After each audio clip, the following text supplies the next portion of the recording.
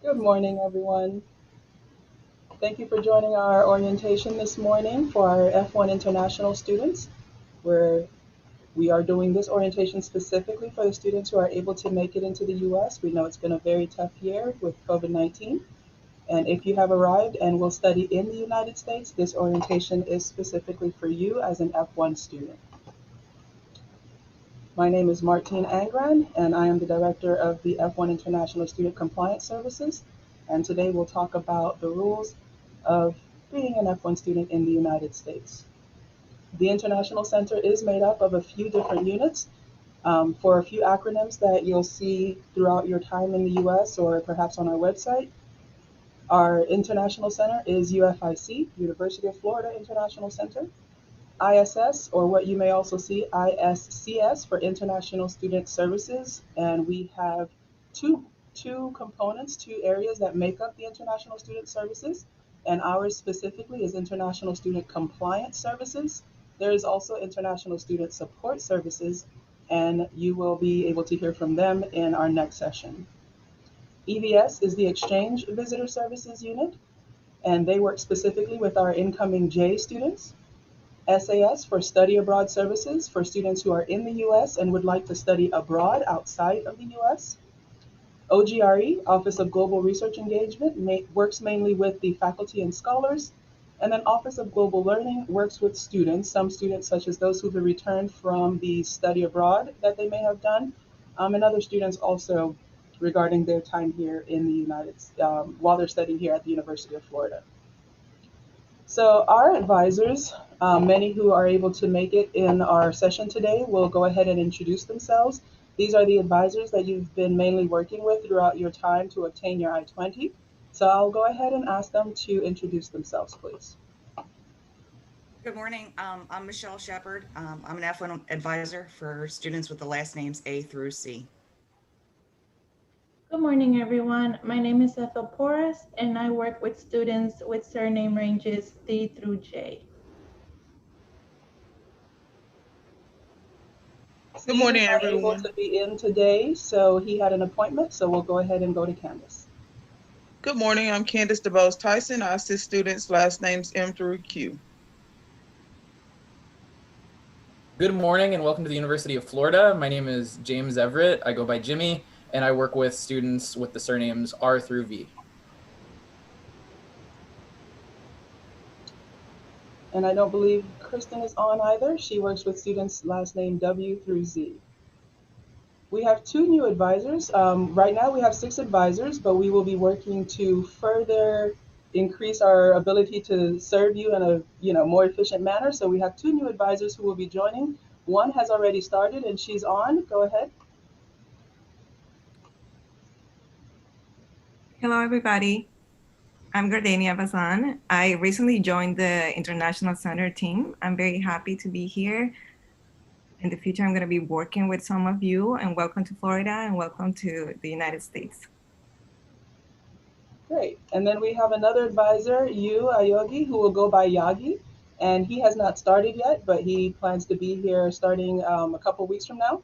And he will also be part of the main core of F1 advisors. If I can go ahead and ask our other team members to introduce themselves if they're on today. Greetings, students. My name is Chris Conley. I am the phone receptionist for International Student Compliance. You should familiarize yourself with the International Center website and all the information under the F1 Student tab. It will answer all your questions and save you a lot of time. I don't believe Jan is on this morning. Jan is our front desk receptionist, and she is the first face you'll see when you come into our office, and she's often available to help with letters and a few other items that you may need during your time here. Janina Morero is our data manager. She helps us make sure that we keep records open and active and registrations for the CVIS accounts, but your registration for classes itself would go through your academic department, okay? And then we also have Mary Shelley Quinones, who is our insurance advisor. She works with both F and J visa students. And Clara Numba, she is part of another unit, but she's also available to help with mainly the I-20 extensions. Okay. So our website is listed here. This is where you'll find contact information, but we'll also have some information further on in the presentation. I had these pictures up here just in case everyone couldn't make it, so you could at least have a visual. So Steve and Kristen were not in this morning during the orientation, so that's who those faces are for those names. And Jan also wasn't able to be in this morning, Mary Shelley, Janina, and Claire. And then our newest advisor is Gardenia. You met her, and Yagi, he will join us in a couple weeks. All right, so today's orientation, we will discuss a few topics such as mandatory check-in, address updates, staying in status through full-time enrollment. And please know that there are some COVID accommodations during this semester, so you'll want to pay attention to that. Employment and training requirements, and travel and reentry. We'll also talk about some important websites. As Chris mentioned, if you go to these websites, you will surely have the majority of your questions answered, but we're also available for clarifications after you've read our website in case there's anything you would like to discuss. So the UF insurance policy, one of the things you may have at this time is an insurance hold. You must make sure to take care of this hold in order to register for classes. If you've not registered yet and have this hold, please take care of this immediately. Early registration ends today. Regular registration starts on Monday. So you will want to make sure that you have your registration in order by the drop-at deadline, which will be January 15th. You can purchase the UF plan. It will automatically be charged to your record if you do not otherwise provide proof of insurance that meets the Affordable Care Act requirements. So if you don't want to be on the UF plan, please make sure that you provide proof of health insurance to the insurance advisor as soon as possible. The deadline to do that, if you don't want the UF plan, is to provide your insurance information before January 22nd. So the website for your insurance is there on our page there. When you log in, you use your GatorLink credentials. It can take 3 to 5 days in order to clear your insurance hold, especially if you are using a non-UF insurance plan. So please make sure you've already submitted that. If you just did it, please allow 3 to 5 business days for our different departments to address the paperwork that you've provided. In your record, you should see a status bar about the progress of your waiver if you've submitted one. So please pay attention to that in order to know where you stand in that process. Check-in. Check-in is mandatory. We thank the many students, at least 75 or so, who have already completed check-in. So we thank you for doing that. This year, this semester, it is only online. If you have friends who've told you you need to come into the International Center, normally we do see you in person, but due to COVID, we have moved the process to solely online. So please make sure to complete that and click submit so that your paperwork will be in line for check-in. This is mandatory whether you are a first semester in the United States or a transfer student coming from your prior school to our school. If you are an initial first semester student in the United States, or it's been 5 months since your last program in the United States, you must check in within 30 days. And if you are a transfer student immediately coming from a previous school that you attended in fall 2020 or were on OPT, you must complete your check-in within 15 days. So for transfer in students, that deadline is January 26th. And for first semester students, that deadline is February 10th. But please check in before that. We would love to have all of our check-ins completed by January 15th if possible. You also need to provide your local home address in the 1UF record. So please make sure to log into that. You should be doing that immediately. If you're currently at a hotel, but you'll be moving within 10 days, go ahead and wait for your new address. But if you have not yet secured a permanent address for the semester, then please put in your current address and then update within 10 days of obtaining your new one. It needs to be your physical address where you stay, where you go home every day, not a PO box and not a family member in the US, okay? So, most importantly, we want you to stay in status while you are in the US. It is your responsibility to always have a valid, unexpired I-20, and if you will not graduate by the program end date stated on the I-20, apply for a timely extension.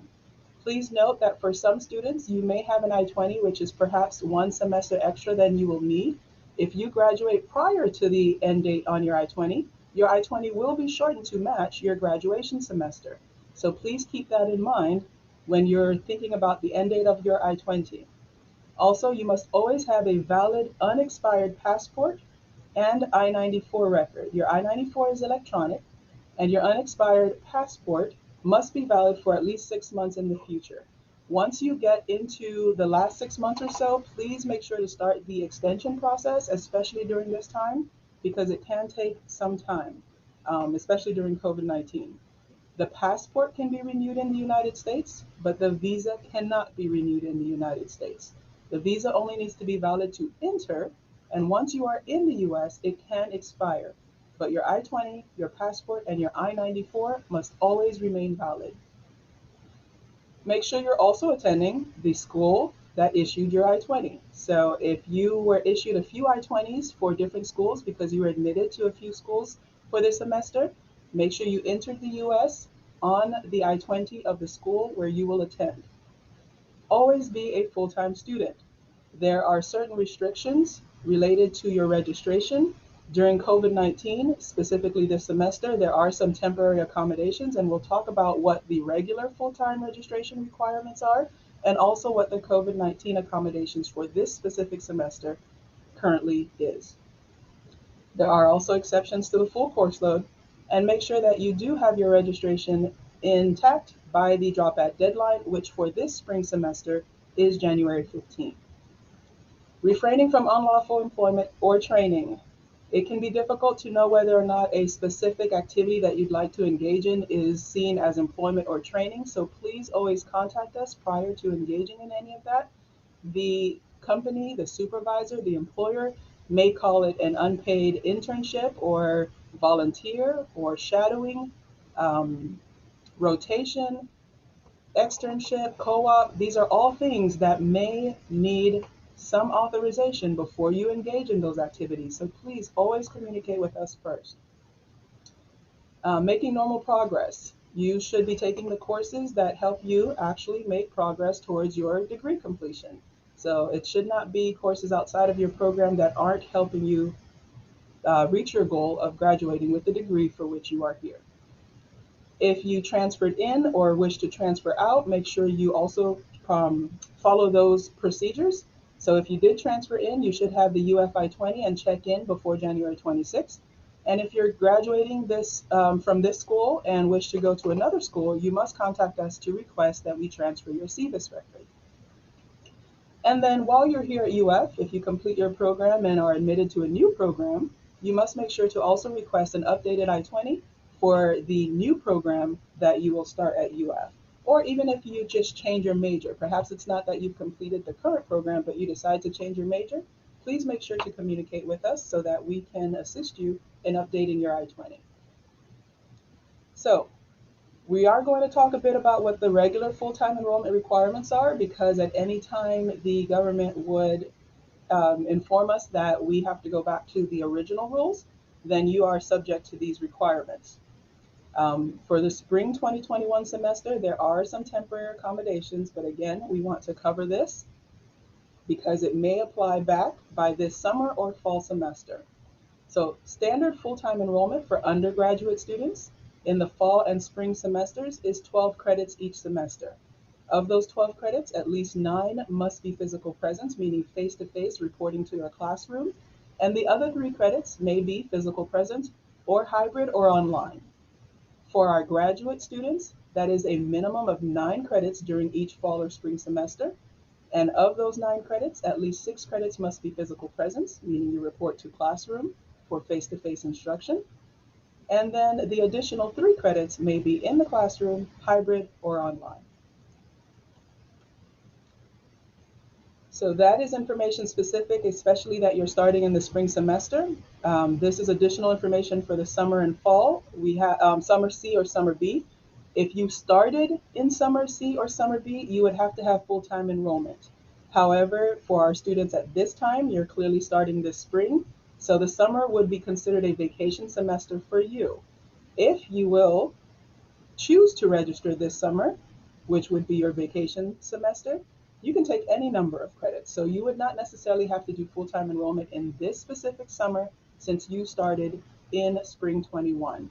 But this information is on our website for students who perhaps can't come in this summer if you happen to be watching this from abroad. I'm sorry, who can't come in this spring if you happen to be watching this from abroad and may then decide to come in the summer. This information may apply to you depending on what COVID-19 accommodations we may have or may not have. Okay. So typically, as we mentioned about online enrollment, online can refer to any course that is generally EDGE or offered through distance education or, for example, Skype or Zoom, computer transmission. These are all terminologies that are directly from our regulations, so that's why they're there. But for the more familiar words you may hear is courses such as Skype, Zoom, um, Canvas. These are other things that you may hear at UF regarding classes which may be 100% online. So courses which are listed as 100% online, there is a 3-credit maximum limit out of your full-time enrollment. Again, during this specific spring semester, there are some temporary COVID-19 accommodations, which we will cover now. If this is your first semester in the United States, which generally is indicated by having an initial I-20, you are required to take a full course load, and for this semester, need at least one course, which is not 100% online. So the easiest way to determine this is if you have an I-20 which was issued for this semester with program start date of January 2021, your I-20 either says initial attendance or perhaps initial attendance change of status requested. If you have that type of I-20, you are required to take at least one course with physical presence requirement out of your full course load. Okay.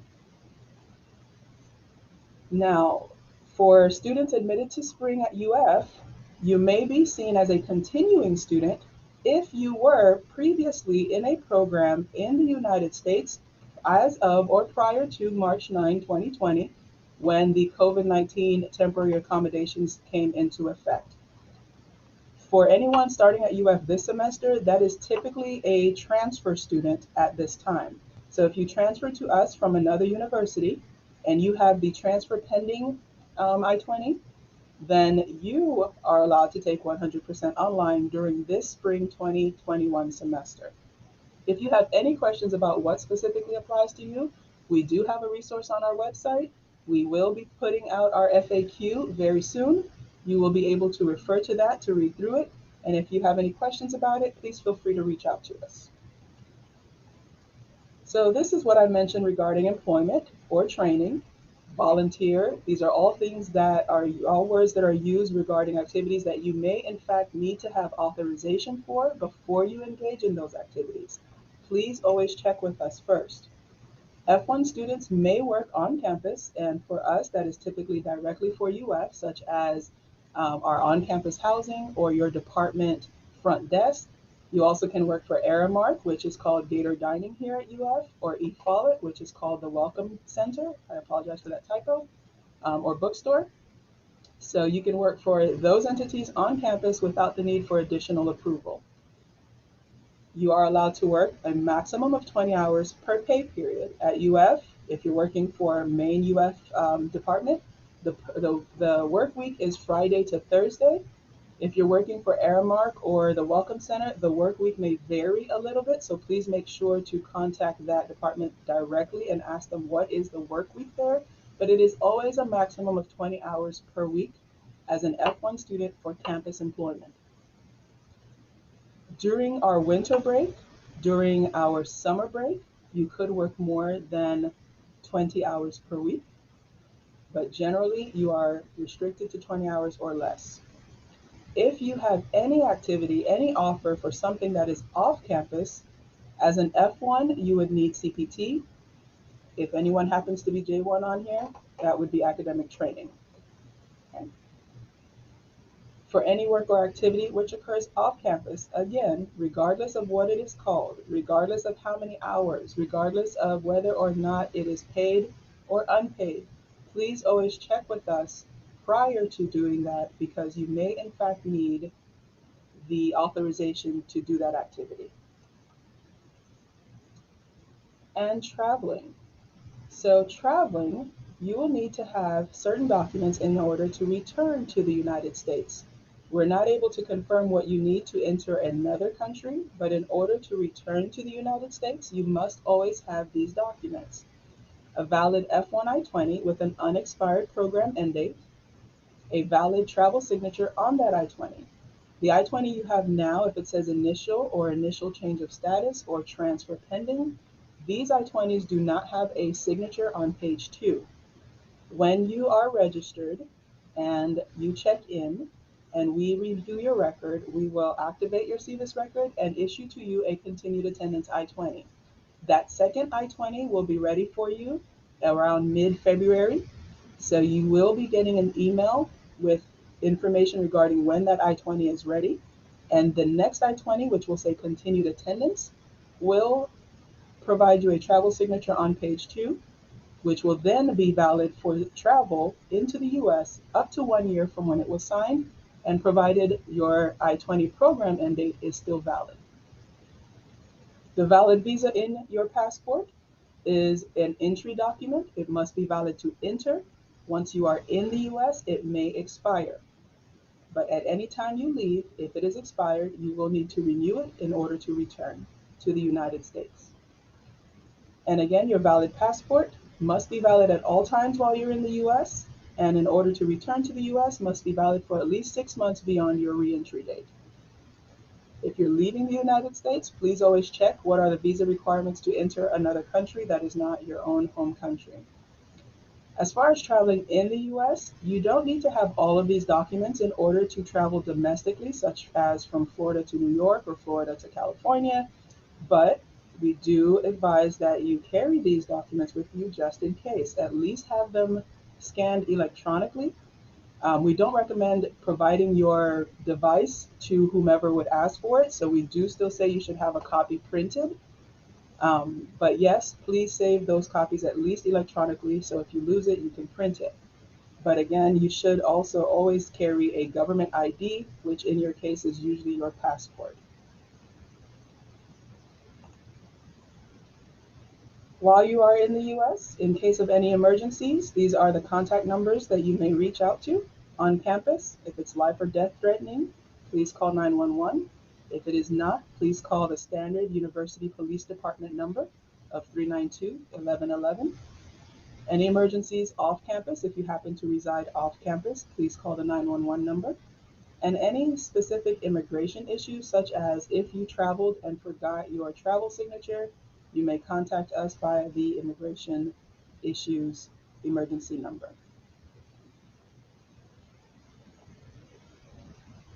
Some very important websites. These are the pages where you will find the information regarding all things F1, all things F1 benefits related.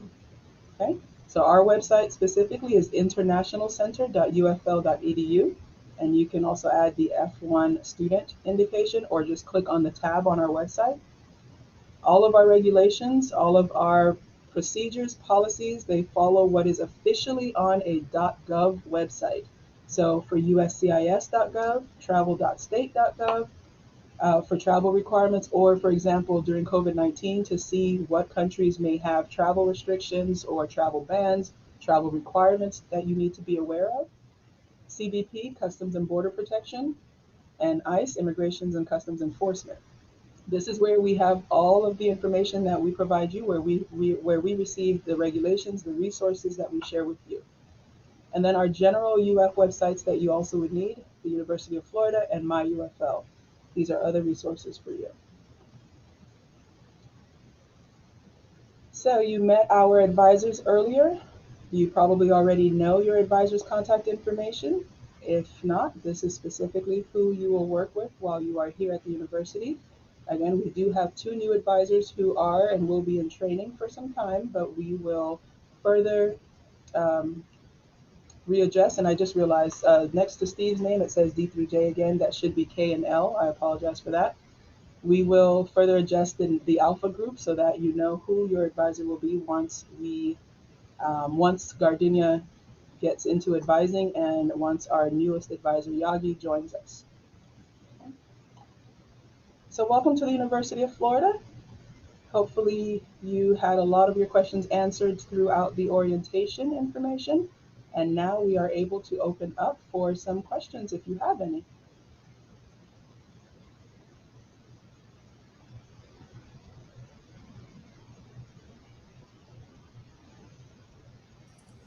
Thank you, Martine. I see that there have been some questions coming in both either in the chat box or in the Q&A box that some of our panelists have been answering. So if there's a question in there that looks like you might be able to answer, you can start there. I know there's a question about F1 status, as well as a question about in-person credits as well in the Q&A box at the moment. Okay. So I see one question that says, so I could take 3 courses 100% online and 1 course with physical presence requirements. Oh, it looks like it just got answered. So just to go ahead and answer it out loud, if this is your very first semester at the University of Florida, you are expected to take a full course load. If you are an undergrad, that is 12 credits. And if you are a grad, that is 9 credits. Due to COVID-19, at least one of your courses must have face-to-face physical presence requirements. The government did not actually specify a minimum credit for this semester. So if you need to take 12 credits as an undergrad, at least 1 credit needs to be in person. Or if you are a grad, you need 9 credits, and at least 1 of those credits needs to be in person. Since most of your courses will be 3-credit courses, then that probably will be a 3-credit in-person course. As an F1 student in the US, can you work remotely on projects in your country? If you are referring to something like finishing up a class that you need to perhaps do a thesis for, that may be possible. If you are referring to perhaps a job that you had back home or selling activities, business activities, I would highly advise against that. You should not continue to do any type of work or income related activity. Now, if you simply have investments, if you've invested money in certain companies that you are passively gaining income from that, gaining funds, gaining money from that, that would be fine. A passive income is fine, but it cannot be anything that you are actively engaging to create those funds for yourself.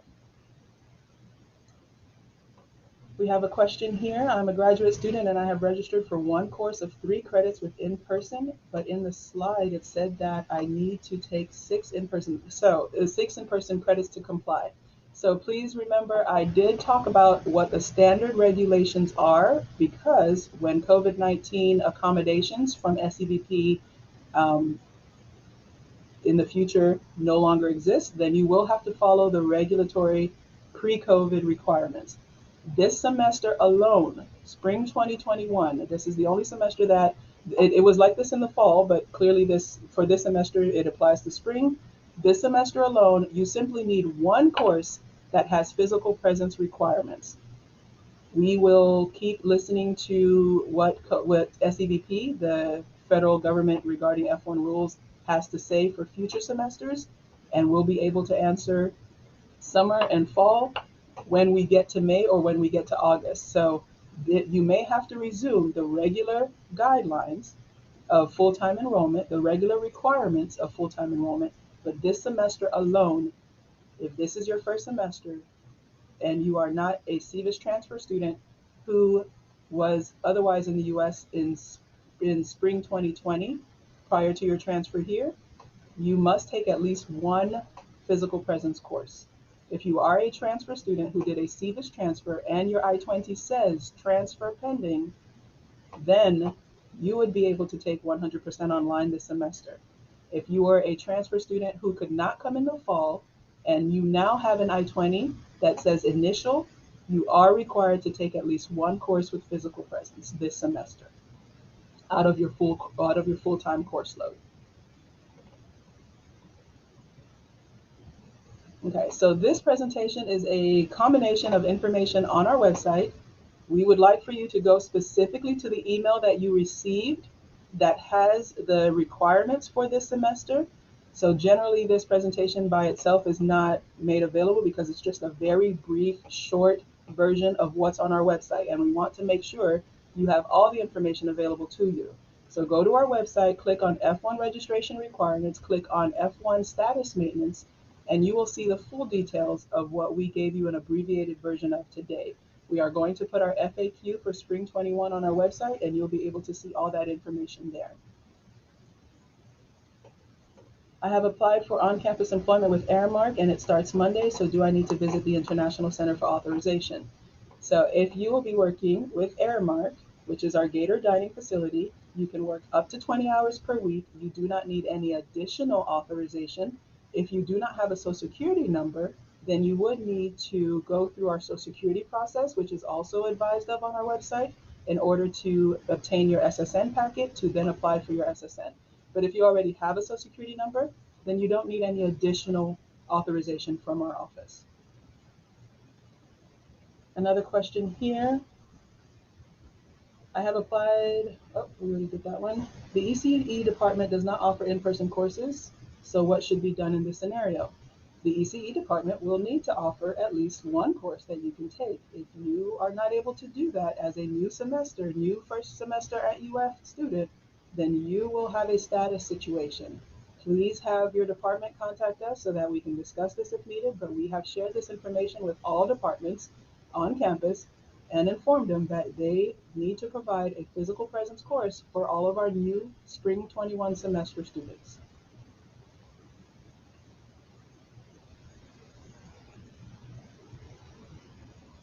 All right. Another question here is, should I send my F1 visa or upload it somewhere? If this is your first semester, you should be completing the online check-in. And as part of the online check-in, you would upload your F1 visa, your I-94, your passport, your travel stamp, which is on your I-94 if it's not in your passport, and some other documents. So definitely complete your check-in. I see someone who says they're a bit confused because everything refers to F1. There is a separate J1 orientation which is going right now.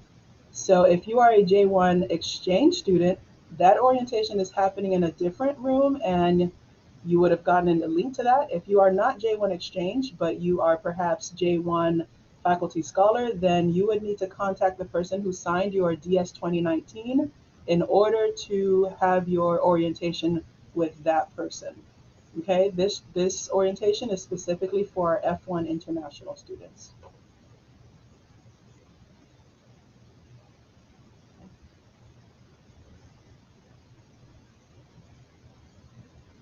We have a student here who says they are still waiting for a visa decision. In case I couldn't make it for spring, can summer semester be my first semester as an international student?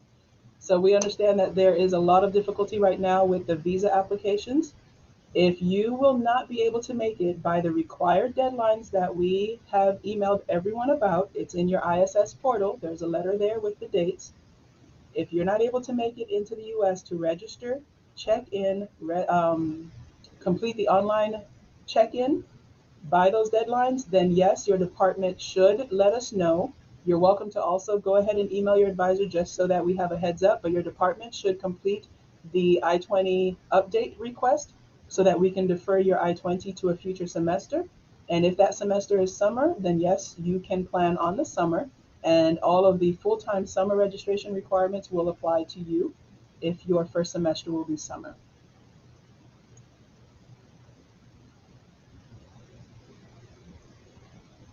There's a question here about publications. Are we allowed to derive income from academic, non-academic publications during the course? Generally, that answer is also no. Now, we do understand that our thesis and PhD students may have publications that they're writing specifically for their program. That does not, my understanding, that does not generally result in income. But any income whatsoever is likely going to be an issue if you do not have specific authorization to have that training or employment time. Please always communicate with your F1 advisor about something prior to engaging in the activity, and we can help you determine more based on the information you provide at the time. Another question, I had applied for on-campus employment with Aramark. Oh, we already did that one. So yes, this is the on-campus employment question. So I've answered the questions that I see here in front of me. Are there any other questions perhaps that may come in? Our advisors who are still online, is there anything that perhaps you would like to add to our orientation this morning? Yes, So, this is, oh, go ahead, Ethel. there was a question about the requirement to complete the check-in, and I just wanted to clarify that the check-in is to be completed by students that are entering the U.S. So if a student is remaining abroad for the spring, they would not need to complete the check-in at this time. And there's another question about checking in here. It says that UFSC check-in is required to be completed within 30 days of the I-20 start date. Can I submit my check-in before my I-20 start date? That is fine. You can submit your check-in whenever you enter the United States, even if it's before the I-20 start date. I'm sorry to the J1 who is here. The person who is doing the J1 orientation sent it to all of their J1 students. So if you are not a J1 exchange, you would need to contact the person who signed your DS 2019. That would be the best way for me to guide you to someone who can assist you at this time. So there are J1 exchange students, and that person, the director of that division, emailed their students to attend that. So I am thinking that perhaps you are a J1 faculty or scholar, and therefore refer you back to your DS 2019 to communicate with that person regarding what check-in or orientation information may be available for you. There's a question about, oh, I'm sorry, Michelle, you had something to add? Yes, I just wanted to remind the students that it's their responsibility to keep copies of all of their I-20s. They may need them in the future. Our office does not retain copies of your I-20s. During COVID-19, we are able to give you your I-20 electronically, so you have received your I-20 from us scanned and sent to you by email. There is no need to have the actual original at this time. The government has allowed us to send it to you by email and has informed the visa offices, the Social Security and driver's license or state ID offices, the port of entry, that you will have the electronic version that you should print and that you can use that. So there's no reason to come in person to request the original if you did not otherwise receive an email informing you to pick up an original. Right now, we are sending the I-20 by email. Any 1UF questions? There's a question here that says, whom should I address to resolve an issue with my 1UF account? That would be the Gator One help desk. So you may contact them directly. If you go to ufl.edu and type in computer help desk, you should be able to obtain the contact information for that division. If you aren't able to add any courses, definitely make sure that you don't have any holds. That may be one problem, but if you have cleared all your holds and still have some issue, perhaps contact the computer help desk or contact your academic department. Also, they have to clear all their to-dos on their list as well. Yes, you have both holds and to-dos. Please make sure you take care of all of that. There's a question, can I be allowed to get involved in Uber service? No, you cannot. Your purpose as an F1 is to study. You are allowed on-campus employment of up to 20 hours per week alone. You cannot engage in any other activity whatsoever without having proper authorization from our office on your I-20. It is not just a verbal, it would be an actually updated I-20. Any other service, such as Uber or Fiverr or whatever else it may be, is not allowed. Also, if you do look for an internship opportunity, all off-campus activity, training, employment must be directly related to your major and must first receive authorization on your I-20 during your program or via what's called CPT, curricular practical training, or OPT, optional practical training, for after you complete your degree program. We don't go into all of that today because we want to make sure first to cover orientation matters and give you time to ask questions. But when you go to our website, you'll be able to view more information about CPT and OPT so that you know what that allows for. We also will have sessions later on, generally in February of this year, for CPT and OPT specifically, so that you can learn more about that. We have a question here. Am I allowed to teach classes, give presentations during my academic program under F1 status? If you have an assistantship and you are a teaching assistant or a research assistant, a grading assistant, then yes. If you do not have an assistantship, then you typically would not necessarily be teaching classes.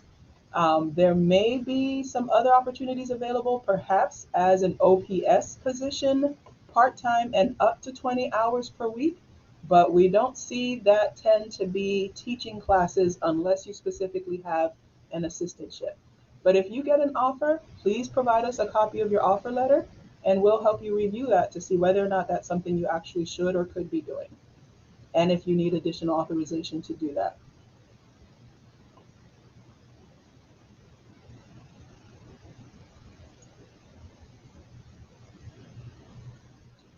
Okay, so it looks like we have a student who is joining us from outside of the US. And the question says, I am a graduate student.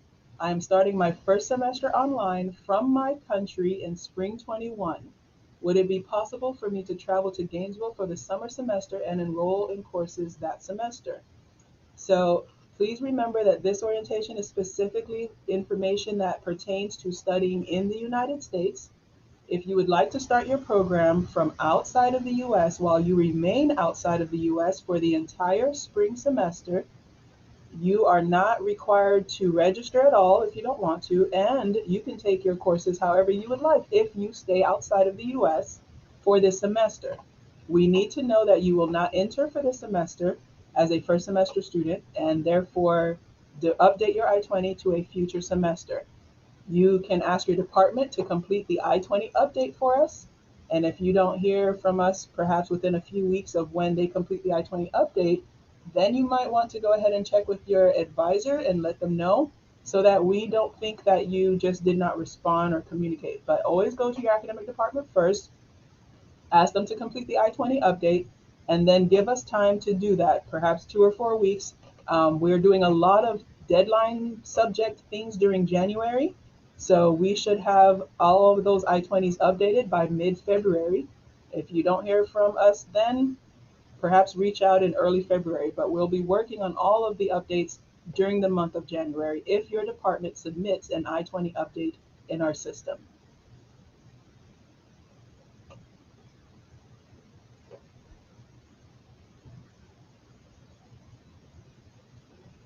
All right, any other questions coming in?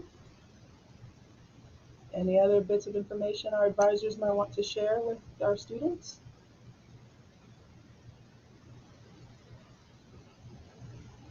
All right, a new question. As a TA, do I need to be in Gainesville to get paid? The University of Florida has a requirement that you must be, 1, in the US, and 2, I believe specifically in Gainesville, in order to do your assistantship.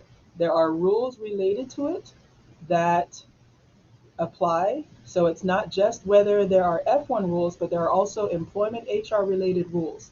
So please communicate with your academic department and perhaps the UFHR office regarding those rules. But I do believe they require you to be here in Gainesville if you have a teaching assistantship. You certainly cannot be outside of the United States with a teaching assistantship, as the employment rules with UF and others in general don't allow it.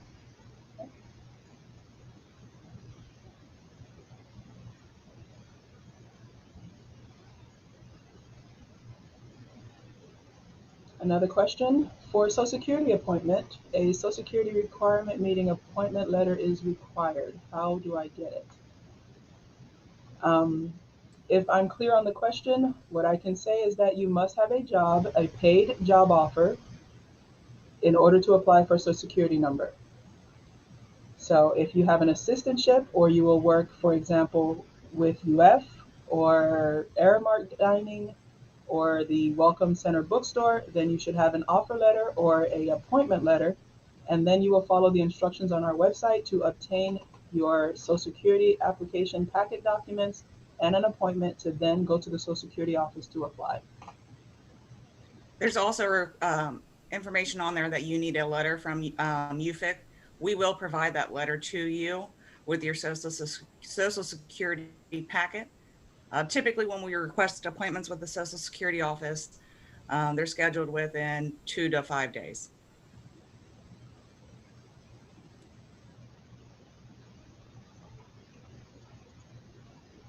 All right, so thank you for everyone who attended our orientation this morning, our students and our advisors and our other colleagues, Matt Materko at grad school alike.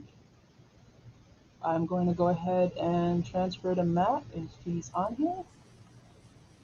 Yes, thank you so much, Martine. I appreciate all of the questions that you addressed in almost rapid fire proceedings. I know that there are always questions, and that given the current environment we're in, there will continue to be questions. So I appreciate you all, you and your team taking time to both answer them and sharing that there is more flexibility in what everyone needs to be aware of. So we all need to be sure that there are policies that we follow in our current environment, but also that policies may change in the future given that circumstances around the academic environment may change as well.